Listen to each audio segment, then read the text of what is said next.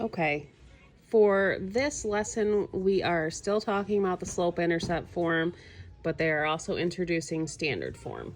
You know our slope-intercept is y equals mx plus b. Standard form, they write it as ax plus by equals c, but I think it's a little easier to just say x plus y equals b since we have all those same letters in here. For lesson 9a, the very first questions discuss writing the slope-intercept formula, and it shows you parallel lines. What does that mean? It means parallel lines all have the same slope. So you are not doing anything wrong if your m, and it should be, all the same number. It's all the same number. When we move on to the next page, this says, be sure all questions are in slope-intercept form before comparing the slopes. There may be more than one answer for some of these questions. That means you're allowed to circle more than one. Let's do number 4 on lesson 9A in the Math U C workbook. Which of the following lines are parallel to y equals 1/2 x minus 5? That means which of these equations is the same as 1/2 x? For their x's, they have 1/4 x for A. They have negative 1/2 x for B. And for C, they have 4/8x. These are your answers, and no, you cannot say there isn't an answer. The answer isn't shown. Why is negative 1/2 not the same as 1/2 x? Because negative 1/2 x would give a negative slope. That would not be a line that is parallel to this 1/2 x. 1/4 x is also not. Why would this be the one that you would choose? Because 4/8x can be simplified down to 1/2 x. So this would be the correct answer. Now let's move on to number 8, same 9a. We have change y minus 4x equals 0 to the slope-intercept form of the equation of a line. So we want to make y minus 4x equals 0 in this form, y equals mx plus b. That means we need to move over our 4x. This is getting back into pre-algebra. You should know this stuff by now, but here's a refresher. You're going to want to move your x over. This is a negative, so you want to add it to both sides. That leaves us over here with a y. We have a positive 4x plus 0. Don't forget that 0. Next up, let's do number 9.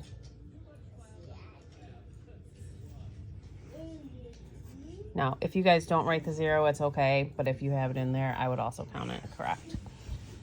Number 9 is negative 2y minus x equals negative 2. Again, we're still working with the slope-intercept form, y equals mx plus b. That means we want to move our x over, plus x, plus x. That leaves us with negative 2y equals x minus 2. We want this y to be by itself. So to do that, we will want to divide everything by negative 2 because we want the y to be positive. Divided by negative 2, divided by negative 2, divided by negative 2. That leaves us with a positive y over here. Think of this x as having a 1 in front of it because it does. That would be negative 1/2 x. Negative 2 divided by negative 2 is positive 1. Y equals negative 1/2 x plus 1. That is the answer. All right, let's flip to 9b, where they want us to now use the standard form of the equation of a line instead of the slope-intercept form. That means we will be using these ones. Let's go ahead and start with number 13. Number 13 says change y equals 4x minus 3 to the standard form of an equation of a line. So we want x plus y equals b. We already have a y over here. That means we need to move this x over.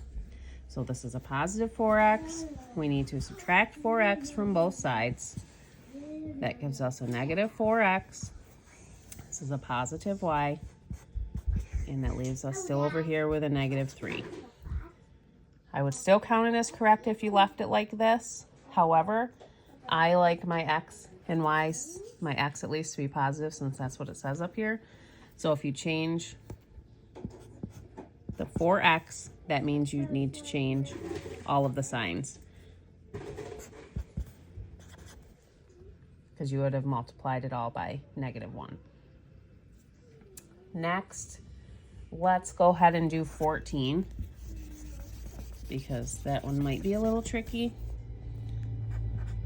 Number 14, we're still doing the standard form of the equation of a line.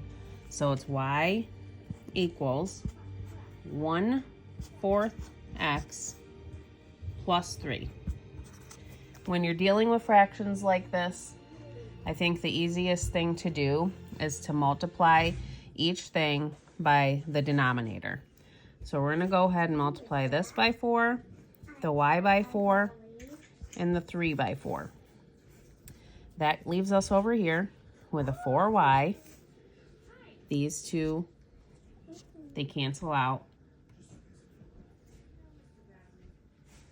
That leaves us with an x. And then 3 times 4 is a positive 12. Again, we still want this to be x plus y equals b. So we're going to go ahead and move our x over here. Minus x, minus x. That leaves us with negative x, this is a positive, plus 4y equals 12. You can leave it like that, or you can change this so the x is positive. That means you flip all your signs.